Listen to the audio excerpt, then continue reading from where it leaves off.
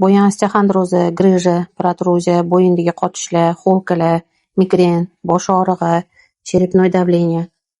Bu muammolarning hammasiga YMH terapiya yaxshi yechim bo'ladi. Nimaga? Chunki YMH terapiya bu davolovchi terapiya hisoblanadi. Ko'p protseduralarda birinchi kuni yengillik sezasizda, keyin yana qaytalanishi mumkin. YMH terapiyada bu ish bo'lmaydi. Nimaga? Bu terapevtический massaj hisoblanadi. Terapevtический o'zi terapiya, endi massaj desa ko'proq hammaga tushunarliroq bo'ladi.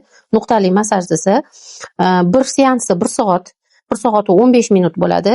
Bir kurs lecheniya 10 kun bo'ladi, lekin holatga qarab undan ham ko'proq qilish mumkin. O'rtacha 10 kun bo'ladi. Birinchi kundanoq tanadan organizm o'zidan toksinlarni itarib chiqib boshlaydi.